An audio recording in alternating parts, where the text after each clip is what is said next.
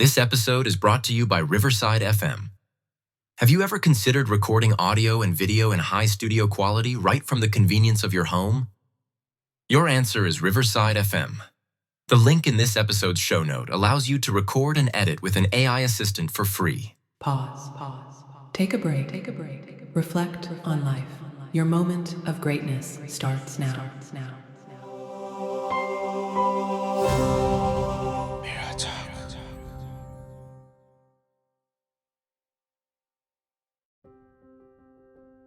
Today's guest is the founder of New Options Incorporated and a psychologist who has worked extensively with complex and chronic pain problems and was led to develop his comprehensive and compassionate approach by ways of his own and others' pain journey. He's the author of a book titled New Possibilities: Unraveling the Mystery and Mastering Chronic Pain. Welcome to the show, Alan. How are you Thank doing? you. I'm fine. I appreciate being able to discuss this with you. Yeah, I'm so glad that you are here today to discuss, chronic pain, and also talking about your book. Like, it's so wonderful that you've released this wonderful book to the world to help people, get rid of chronic pain and go from just coping to thriving and becoming better people. Basically, that's so awesome. So, if you could start up with that, what actually inspired you to write Well, this in book? the last 20 years, I've specialized in working with people with chronic pain. Before that, I spent many years working with the chronically mentally ill. And what inspired me really was my patients. I've seen over 2,000 pain patients in the last 20 years and learned a great deal about what's really happening with that and what can be done about it. And what we've learned is beyond what is typically done in treatment. So my point in writing the book was to really take all of that information. It took 7 years to put the book together, to really get that information out there, because most people with chronic pain, most providers, most lawyers, they don't really know what they're up against. They think they do. But I would suggest that if chronic pain and what's going on with that is a 10-story building, medical care gets to the third floor, right? But there's 7 other floors that need to be treated that are not addressed or even acknowledged. And that's not a critique of the medical system, Yeah. but it's definitely a problem. And there's 2 levels of problem. There's one, if you really understand, because you mentioned this earlier, negative realities, right? The negative reality in chronic pain, right, Yes. is much more extensive than people think. And part of the reason for that is they don't look at it existentially. For example, I just did a presentation to trial lawyers about general damages, which is pain and suffering. And I know what they look at because I have been an attorney. I was an attorney before I became a psychologist. And I'm going like, sure, you know that your clients lost a job. That's an impact, right? Or they got a divorce, impact. What they don't ask is, what does that mean to you? As a unique individual, what does it mean? You tell me you lost a job, I tell you I lost a job. How do I know it means the same thing to you or me? So where the model in medicine and in law falls down is in really going far enough into the information, really understanding the depth of the impact. And that's where the gold is, because if you understand the total negative reality, I'm a martial artist, right? Most pain patients think they're fighting one opponent, maybe two. But in reality, they may be fighting 20, 30, or 40, and they don't understand why they keep falling down. So if you want to thrive, the first thing you need to do is understand what you're really up against. And it's more than you think. And then have some way of dealing with that, which we have tools to use, but most people don't know. For example, most people don't know that evolution has provided us with an existential immune system. It's not just physical, it's emotional, psychological, and existential with a toolkit, right? Which will take the situation where you're just surviving and turn it into thriving. And chronic pain mastery doesn't necessarily mean you'll have no pain. Hopefully it'll reduce your pain. It usually does. What it does mean is that it won't define your life. You'll be in charge. You'll have agency. Most people with chronic pain feel like they have no agency, no power. So that's the value. And if I hadn't seen this work across 2,000 patients in the last 20 years, I'd have a hard time buying it. But I'll say this up front. If I'm a typical chronic pain patient and they're listening to a guy like me talking, they're going to go like, you know what? That sounds like it's a lot of work and it's going to take a long time. I just want the pill or the surgery, right? Or the injection. Mhm. Really? You want me to do self-discovery, self-exploration, personal evolution, changing my operating system? It's like too much. Now, if you work with me as a therapist, the advantage is you'll do a 75-page intake packet, which begins to define the negative reality. And then I'm going to start right off in the first session going, here's what you do, right? People need to know that you don't have to wait years to get the benefit of this approach. You need to get started. But I understand why people listening to this That's true. may go like, sounds like an interesting book, but I'm going to read it with no guide, no way to help me define what I'm reading. No matter how well written it is, there's a lot of concepts in this book that are beyond the ordinary understanding. They're simple to me, but they're not simple to the Yeah. average person.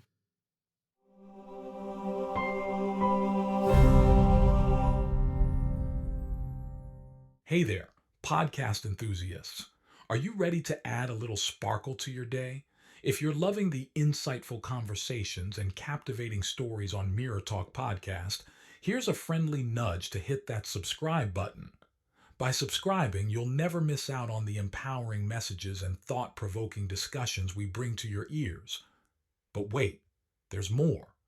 We're all about spreading positivity and inspiration, and you can be a part of it too. How? By sharing the love with your friends and family. Share this episode with your loved ones, and let's create a ripple effect of empowerment and growth together. And hey, if you've been enjoying what you hear, why not take a moment to leave us a glowing 5-star review? Your feedback fuels our passion to keep delivering content that resonates with you. So hit that subscribe button, share the love, and leave us a review. Let's keep the conversation going and spread the Mirror Talk magic far and wide. Thanks for tuning in, and remember, your support means the world to us.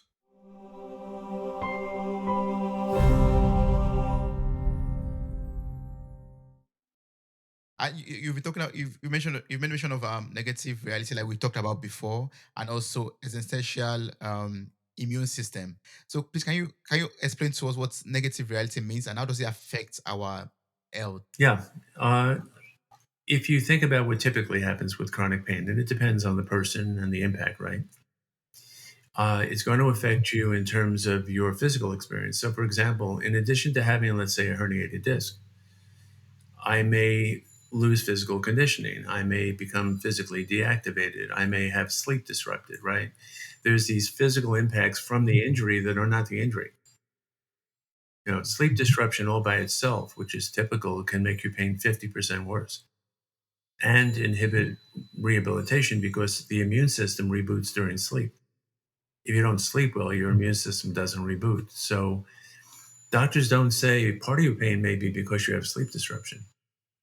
They don't say 20 or 30% of your pain might be because you've lost a significant amount of physical, conditioning. They don't tell you you're going to have a hard time benefiting from physical therapy because you're already atrophied, right? You're deactivated for months and months and months before rehab, and then you go to rehab and you can't distinguish between the atrophy-based pain and the actual pain from your injury. So just on a physical level and psychological impacts, how would you feel if you lost your sense of physical identity?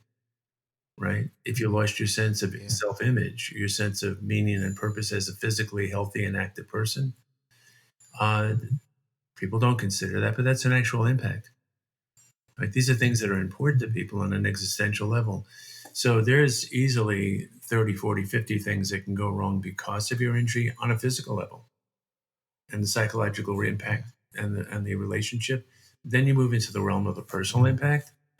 Well, there's day-to-day impact, right?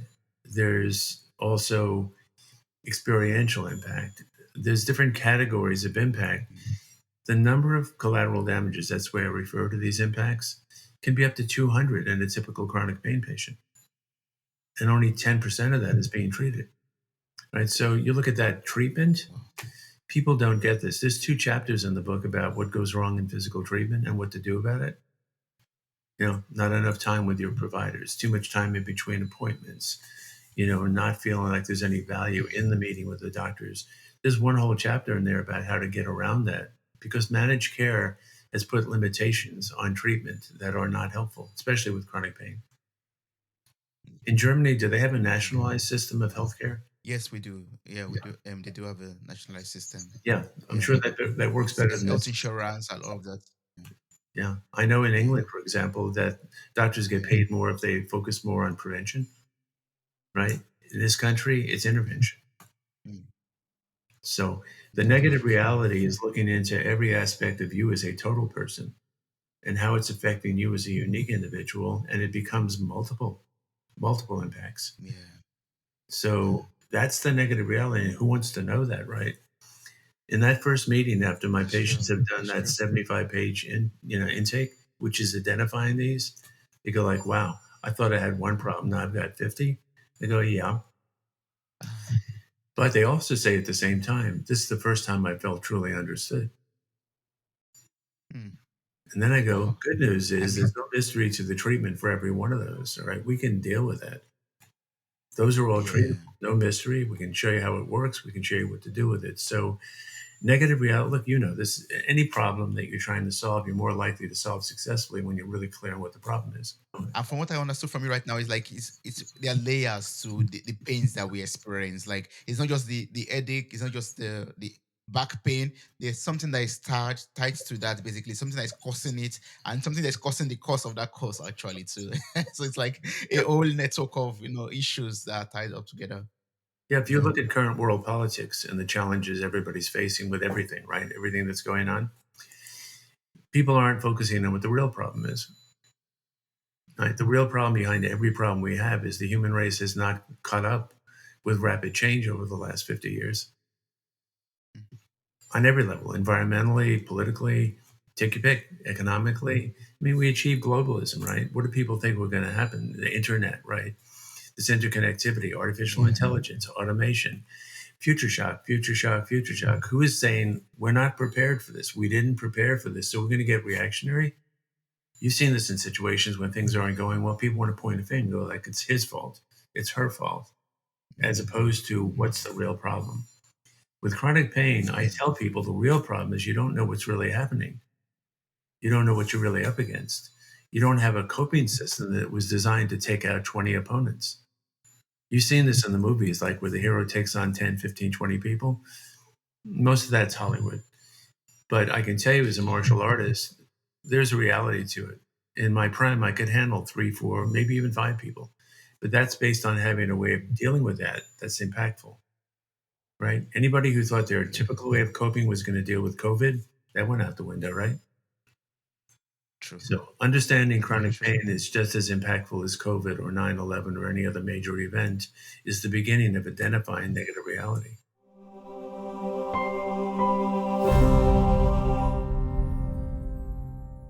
And Alan, I know you're not just like a psychologist or a clinical psychologist alone who just study these and has worked with patients on pain on pains and other kind of things. But you yourself have had a personal experience with pain too in the past. Is it possible to share your experience with us and how you were able to overcome or thrive? Yeah, two things. As a child, I was headstrong. One of those kids who wanted to figure things out for himself and kind of fearless, and also always intrigued by imagination. So I love science fiction, cartoons. What's important about that is that was my introduction as a young child to possibility, right? Science fiction is all about possibility, right? The what ifs, right? Yes. So that really appealed to me. I like this idea that who knows, what if, right? There's many different ways to think about things, many different ways to be, right? Cartoons you may think is kind of a strange reference, but in the cartoon world, anything's possible, right? Right. Yes. So that notion of anything's possible, and I'm sort of an explorer and I'm curious. So I decide when I'm 12 and a half that I want to learn how to do trick diving at a diving board, at a pool. So my, my first attempt to do that was to learn how to do a backflip. You ever done any diving? Did you know when you do a backflip, you're No. supposed to dive out from the board, not straight up? Oh, Yeah, yeah. hadn't noticed that issue. So came down on the board, broke my neck, was taken to the hospital. This a long time ago. They had me in bed in a cast. I knew I'd broken my neck. And the doctor says, if you don't die and you're not paralyzed, you will be crippled for the rest of your life. I'm 12 and a half, right? I'm calling friends to say goodbye. This is my introduction to being mortal and being vulnerable, right? I stayed in the hospital over a month. I made so much trouble they had to send me home, but I was on my back in a brace for over a year. I wasn't allowed to get out of bed. I wasn't paralyzed. I didn't die. But my legs were so atrophied that it took me over a year to be able to walk normally again. My total recovery physically was about 3 years. But here's the lessons learned. Nobody knew how frightened I was. Nobody knew how I reacted to being told, you're crippled. Forget about being physical. Forget about being physically active. Forget about taking risk, right? You're fragile, right? But I denied that reality to myself and to everybody else. I didn't allow myself to share my emotional reaction. It nearly destroyed me. It wrecked my confidence, but I didn't know that it had done that. I only knew that I stopped taking chances. I stopped taking risk. I played it close to the vest, Mm. right? By the time I got to college, I go, you know what? Yeah.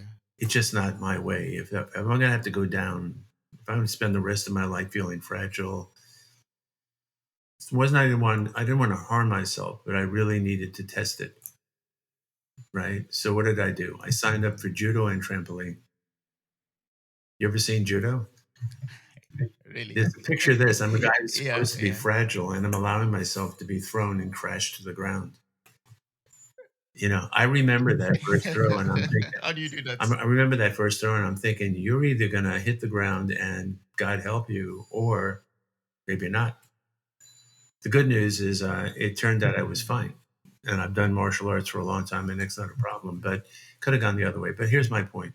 I learned from that experience what the price was for denying how I felt, for not allowing other people to help me, for not allowing myself to understand just exactly what was being affected by this. It wasn't just an injury. My whole life was reconfigured.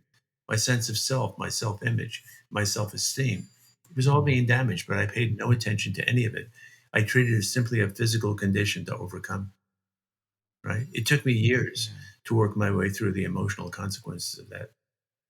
But along the way, I would always meet people who were inspiring and who said, you know what? You may think you know who you are, but maybe there's more. You may think you know what you can and cannot do, but maybe there's more. And that came through as I started my professional career as a trial attorney to show them they had more power and agency than they thought. Right. Eventually, I evolved from that into working as a psychologist. And then I worked with the chronically mentally ill, institutionalized, 10 years in a state hospital in New York. Mm. Found a way to empower them, not by treating their disease, by treating their life. Mm. You start thinking about Yeah. how much damage there is in a person's life. It's very different than a herniated disc or psychoses. And I learned that working in the hospital. I learned that working with every specialty that's around. So that theme carried forward. I learned lessons about how to treat the life. So when I ran into people with chronic pain and I'm looking at the traditional approach, I'm going, it's good, but it only gets you to the fourth floor. Start digging in and I start going up the floors up to the 10th, which is why I haven't looked for a referral in 20 years. Because the doctors I work with in Seattle, and they're amongst the best, they go like, you're producing outcomes we don't even understand. And I'm going, it's not magic. I'm just actually treating the complete condition, and it makes a huge difference. So my personal experience was a perfect frame for what my patients experience. I've been there, done that, know what it's like, know what the challenges are, know what the price is if you don't handle it properly. Yeah, and that's why I really want to learn about this approach that you make use of with your patients. Like you have this, and you also talk about it in your book. You have this dependable, compassionate approach to understanding and mastering the mysteries of chronic pain. And you also make use of this also like on your life with your personal story and also with your patients to help them transform their lives. So can you share this approach with us? Like how can we also implement it and make use of it for ourselves? Yeah, because I was working with people that are so challenged, right? I'm well trained. I've had great training and supervision. I went through 15 years of psychoanalysis. So I have a classical background and I'm well grounded in theories of psychology. But I'm going like, how do you make this work? people who are institutionalized in a mental hospital, like people who are chronically pained and dysfunctional. Over the years, it got me starting to think more and more about evolution. And I'm going, let me think about this, right? If you and I were designing a human being, would we design a creature that isn't designed to adapt to any challenge? Right? We're wired to survive, right? I'm going like, okay, so we've designed an entity that's got a way of meeting any challenge. There must be a system. There must be tools, right? That got me thinking about things like immunity. We know immunity, the immune system, is one of the ways of meeting physical challenges. They go like, why just the physical system? So that got me thinking about what we have available emotionally, in terms of thinking, other tools that we might have that actually are part of a toolkit that none of us know we have. And that led to thinking about what are we really as human beings? Now, if I asked you, what do you think we really are as human beings? By definition, what do you think the answer would be? Everybody knows this. We applaud it, I think love we are. it, but nobody seems to realize everybody's got it. What do you think that is? I think we are divine entities in this body, in this physical body and shape. We are creatures of infinite potential. We know this. That's why we applaud it. We love it when we see other people overcome things. It's sending us a message. You too, right? You're not off the list. You all have this. You may not have access. You may not be able to optimize it. But to any human being who says, I can't handle something or I'm helpless, is really missing the point. Now, you may run into something you can't handle, but if you're prepared to evolve the way you cope, then, and like COVID, people have had to change a lot of things, right? So I go, okay, so if you have an existential immune system, what are the tools, right? This is all my evolution of thinking, right? This is over the years that I kind of started putting this together and testing it. Remember, I'm seeing 10 patients a day. So these theories were tested with patients to see if they had an impact, right? I go, let me think about this. All human experience is defined by feelings, thinking. It all gets translated into thoughts and feelings, right? Okay, and thoughts and feelings determine action. If you're a chronic pain patient and you think you're helpless, that's going to produce an emotional reaction and it's going to produce very limited behaviors, right? But what if you think to yourself, I've got great power. I can come to terms with this. I can figure out how to overcome it.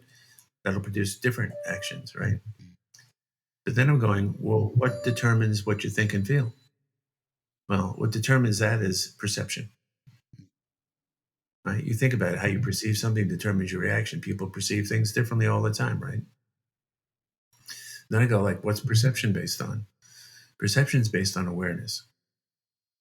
You change awareness, you change perception, you change thoughts and feelings. My patients in the first 2 or 3 months go, I don't know if I have less pain, but I don't feel the same way about it because they're now at a higher level of awareness about what they're dealing with and what can be done with it. Right? So I go, thoughts and feelings, what's wrong with feelings? Well, we don't know. Maybe you do. Some people do, but most people do not know that feelings are the most important part of your toolkit. And that feelings are not just an experience, they have a functional purpose. The most important, anxiety and anger, 2 most important human emotions. Do you know why? Most people are shocked then they hear that. They go, those are really unpleasant. They're not good, right? Anxiety is your fire alarm, right? You'll never feel any anxiety unless your needs are being threatened. It's a built-in warning system. It's not shameful, right? It's a tool. Anger's not yelling, screaming, and hitting. That's mismanagement of it. Anger is focus and energy to deal with the threat. Now, those are simple ideas, but they're revelatory because in chronic pain, people have so many needs threatened, they have overwhelming levels of anxiety and anger. And if they don't know how to use that properly, then they'll end up being depressed or worse. So the emotional side of it, I began to understand you have to think of emotions as tools and how do they function, how to use them. We developed techniques to make use of it, right? And then I'm moving to thinking. I'm going like, what's the problem with thinking? Thinking's cool, right? Well, what about judgmental thinking? What about rationalizations, right? What about assumptions? What about magical thinking? Look at how much damage has occurred in the world about the virus because of magical thinking or rationalizations, right? So you kind of want to clean up your act emotionally and thinking wise, optimize those 2 tools. And then This is what allows you to completely access that potential, right? We see people overcome stuff. These are people that have tapped into their full potential and they overcome things where you go, how do you do that? Stephen Hawking, I can't imagine being in his physical condition and becoming the great physicist, right? If I could have talked to him, I would have said, and here's my suspicion. If I could talk to these people that are inspiring, what I think I'd find is that they all grew up knowing that they were loved, not having any question marks about their self worth. Because for some reason, they didn't suffer from the disease most of us suffer from. Most of us actually believe our self worth is determined by who we are and what we can and cannot do. Turns out that's not true. Self worth is based on your potential as a human being. You might not like who you are, you can change, right? It's transitory. Why would you base your self esteem on something so transitory? So I realize there's a lot of ideas and stuff to throw out there, but this evolution of thinking filtered back into working with my patients, and they're going like, if I don't have to connect my self-worth to who I am and what I can and can't do, it takes a huge weight off of them. Because most people feel I cannot be me anymore. I cannot be of any value or importance anymore. My self-worth is in the toilet, right? I go like, no, that's a choice. Yeah. If I can get into my infinite potential, wow. Martial arts, that's what it's all about, right? It's always about you can go further, you can do more. You don't know your limits. You have to test your limits, right? Most chronic pain patients, rather than testing their limits, True. would try to get back to what they had, right? Understandable, but not helpful. Right? We can't go back in time to before COVID. COVID has permanently changed the world in more ways than people want to know. The people that have adapted to that and rethought of how to be in the world with that are the ones who are going to be thriving.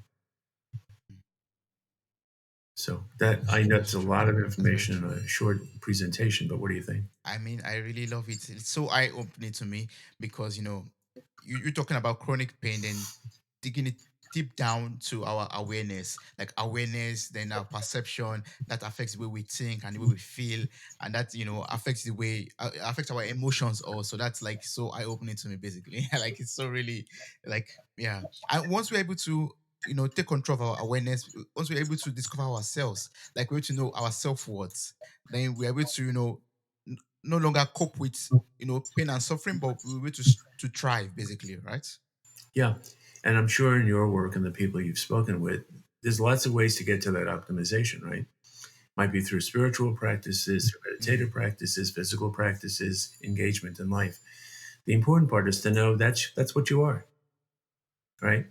I could have gone wrong with what I did about my injury, but it turned out that I was able to tap into my own ability to heal and to maybe do better at that. Than that's something doctors can't always predict. That it Yeah. turned out years later when I finally had an x-ray of my neck again, the chiropractor said, I've never seen this before. He said, you seem to have a natural fusion, which is why you never had a problem. He said that almost never happens. I go like, maybe it was spending a year on my back. I don't know. Maybe it was me never embracing the idea that my life was predestined. Any doctor that tells a patient learn to live with it, Yeah. it's going to be with you for the rest of your life. Why are they saying that? Maybe based on my experience, that's Yeah. all I can tell you. But with medical science evolving the way it is, everything's possible. I just read the other day, by the way, Mm. you want to download to an Android body so you can get rid of your physical problems. You can do that by 2050, according to current predictions. Wow.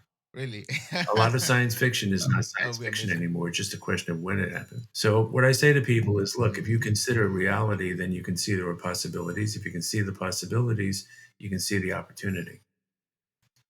And then trying to inspire people to recapture Yeah. that sense of meaning and purpose, which a lot of people lose.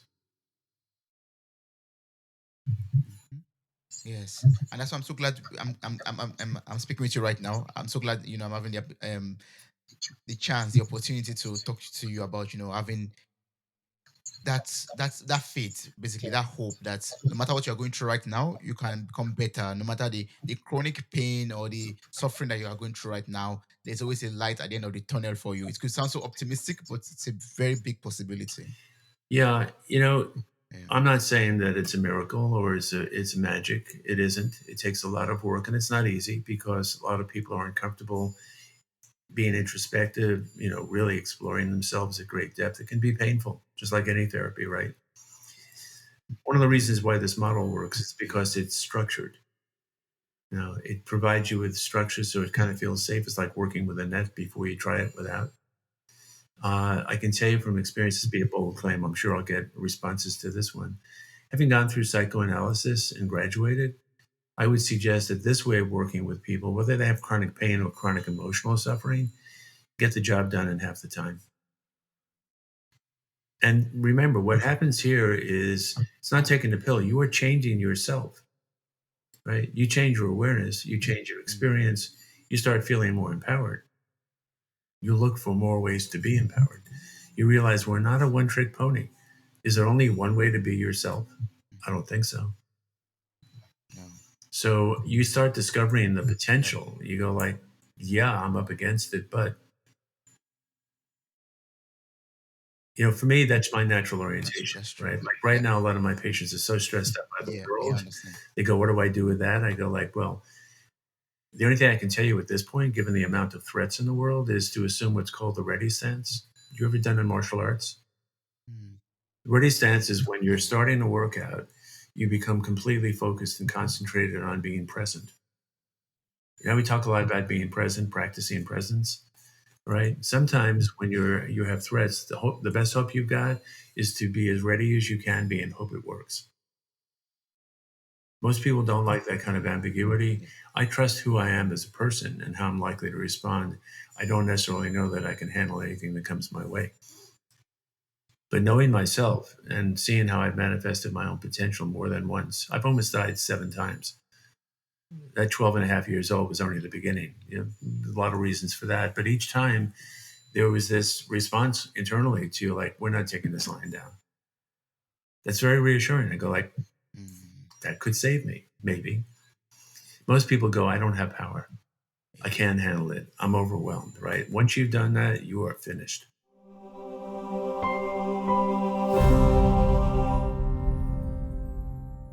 I love the fact that we're talking about this also because chronic pains are like challenges that we face in life. Like also, you know, facing death also, for example, it's a big challenge. And this also can be related in some ways to other challenges that we face in life. Like we could, maybe apply the same rules to other life Oh, for challenges too. sure.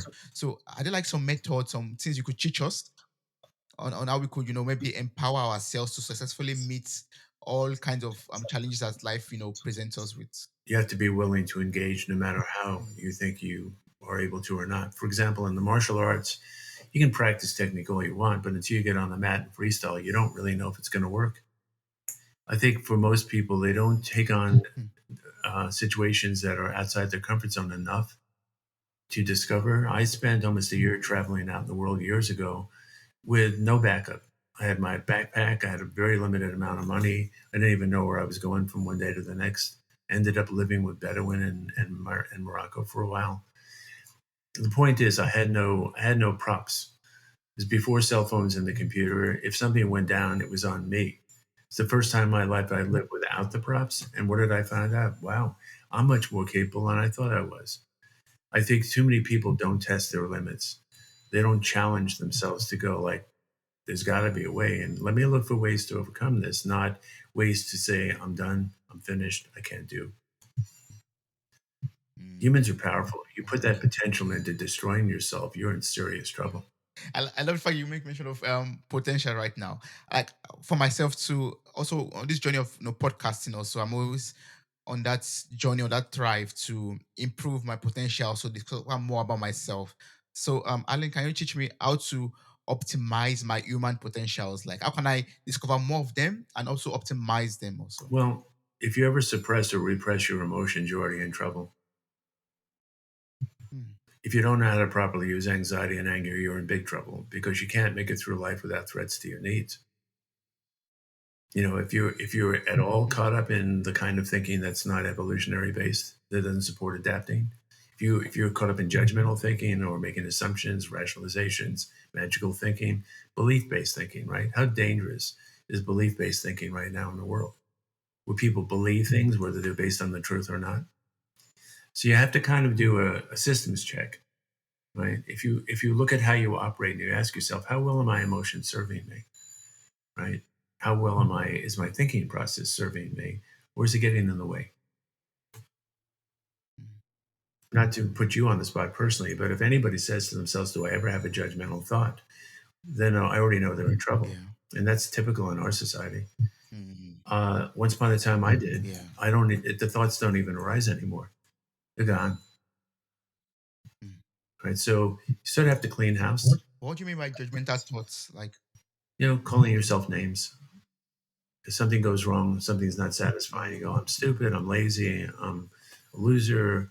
I'm a failure." All of these words that are value-based words. They're not based on truth. There is no such thing as a failure or a loser. Those are mythological creatures. What there is their situation was disappointing. That's real. And more importantly, what do I do to have it not happen again or make it more pleasing? The minute you start judging your behavior, you're in trouble.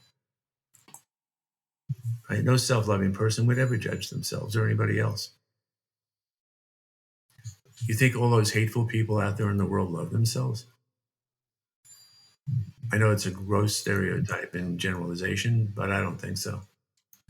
Because self-loving people do not behave that way. Now, why there are so many people in the world who don't love themselves, I don't know. It's complicated. But I do know the impact of loving yourself versus not loving yourself. So you have to kind of do a systems check. And remember, people can be incredibly successful and highly functional and have pretty much everything in life, even if the system isn't optimized. But I don't know about you, but if I'm going to drive a $250,000 sports car, I want to know exactly how to operate it. I can still drive it, even if I never studied it. But last time that happened, a friend of mine offered me a Porsche Turbo Carrera to drive. And my highest level of sport car was a Volkswagen GTI. It took me all of 10 minutes to wreck the clutch, right? I wrecked the clutch in 10 minutes. I had no idea how to drive. It was too powerful, right? Human beings can drive themselves, but human beings are not necessarily qualified to operate the machine the way it was designed at optimal performance. Less than optimal can still be very successful and satisfying, but I want it all. I don't know about you. If I can be totally optimized, if I can be at peace with myself, you know, the way to achieve peace with yourself is to treat every experience, whether it's pleasant or unpleasant, as an opportunity for mastery. mm. You know who you ever seen Sadhguru? Do you know who he is? I've heard the name before. Sadhguru is very influential Indian mystic. I suggest you check it out. He's fascinating, but he's one of those people that has that elevated level of existence where people go like, I want to warm my hands on that. This guy is somehow transcended, but he's still quite real and present and connected. We are not just this, right? We're so much more than just this, right? So you get into infinite potential, you're tapping into the larger sense of being alive. You're tapping into power. We are all fundamentally energy, right? In the martial arts, you learn how to focus something called key energy, CHI. The power isn't in your physicality, it's in channeling that energy at the moment that you make contact. Right? My 52-year-old, 100-pound sensei did what they call a 6-inch punch with me when I first started to show the power. So his fist is this far away and he goes like that. I went 10 feet across the room and hit the wall. I felt like I'd been hit by a truck. I wasn't injured, but there's no way he physically could have generated that kind of power. That is only one of the many forces human beings have within them. They just don't know it and they don't know how to channel it. And yet, in the external environment, we turn thermal energy into energy, right? We turn lightning into electricity. We turn all these forces in nature into something constructive.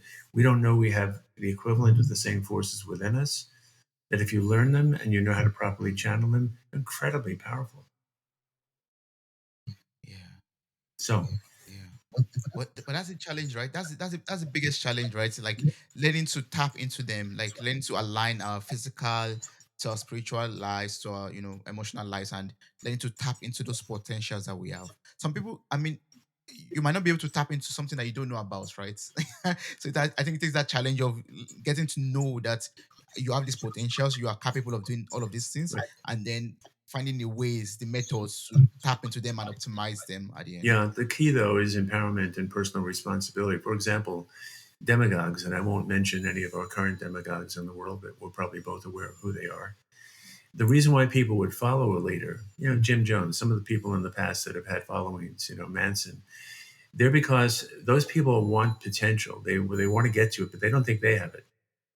Right. So I've got to go to the leader. The leader has that potential. He's charismatic. We'll just get to that potential through somebody else. The only problem is it's going to be based on what they think is important.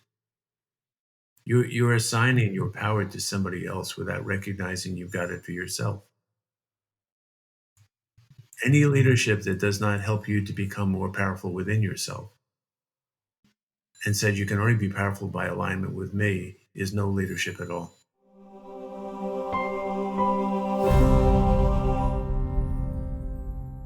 You're asking an important question. It's complicated. I think if you allow yourself, as I did in my life, to have experiences, to sort of test myself, find out what I'm really all about, to get reflection, right? To become increasingly comfortable with being vulnerable and really willing to look at myself and not flinch. That's when the revelations start. So we need to be really cautious and very aware, basically, of who we are. Like be conscious also of our existence also and what we can do.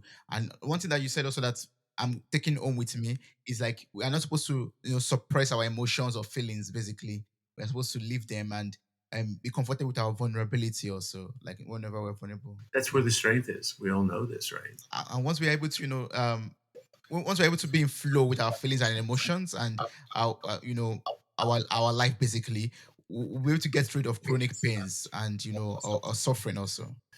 Well, if you look at the book, you're going to see that there are so many solutions to every one of the problems, but those solutions were derived by going what's possible, not what's not possible. All right. For example, if a person has so much pain they can't engage in intimate behavior with their partner, typical intimate behavior, they go like, can't do it. So they don't, right? Can't interact physically with their grandkids because they can't roll around on the floor. So they don't do any of it. I go like, you know what? There's lots of ways to be intimate. Why don't you consider ways to be intimate, which are infinite, that don't cause a problem with your pain? So at least you don't throw the baby out with the bathwater, right? But people with chronic pain tend to do that. They go, I can't do that, so I can't do anything. Right. So you start turning that around and going like, you can reclaim your life. Right. You can take back a lot of what's been lost. You might have to do it by doing things differently. Right. But that doesn't mean you can't do it. Yeah. Wow. Alan, what's the best way of getting this book? Because I know there are a lot of solutions that are in this book that we're not even able to talk about in this podcast episode. So what's the best way of getting this book so that people can read the book and also learn about the solutions and the structure and the techniques? Yeah, the direct answer is to go to the website, newoptionsinc.com. That's INC. But here's an important message, right? This is just starting out. The books have been out since October. The people I work with, the people who are my patients, the doctors I work with, they know. They send people. What I'm trying to do is get this message out to a larger audience. People need to know there's something available that they don't have right now, as far as I can tell. It's not about selling books. It's really about saying you could actually be helped more than you may think. You could be more empowered in dealing with this. You could have more agency in dealing with this. So we've developed classes that will be available online in September. More importantly, we're trying to launch an online community. There'll be a live webinar, several of those, because I think people need to ask questions. People need to ask me specific questions like, what would you do with this? What would you do with that? The minute you get the flavor of a particular solution, I think that'll engage people. Simply ask them to read the book. They'll go like, yeah, it's a long book and there's a lot of stuff in there and half of it I'm not sure I understand. And so I really encourage people to find the opportunity to ask questions, to explore it. If they want to look at the book, but check with me. Send me an email, right? Get on one of the social media platforms and ask questions. I think it's hard for people to get engaged when they're not working directly with me. So be aware that this is evolving. I understand that. We want to have people that can have their own support groups like AA. You can use this technology the way AA uses its technology. Right now, there aren't support groups that have a technology. They're commiseration groups, and that's useful, but it's not enough. So just be aware this is an evolving community of help. A lot of my patients want to actually mentor based on what they've learned, which is really cool, actually. So I tend to think of it more like being a martial arts school. This is the martial arts of existential relief. Yes, that's a very good way of looking at it. Yeah. Well, I'm going to place a link to your website in the show notes of the episode. So I encourage everyone who's interested in the book or who's interested in get across to you through social media could do that through your website. All the information are available on your website also.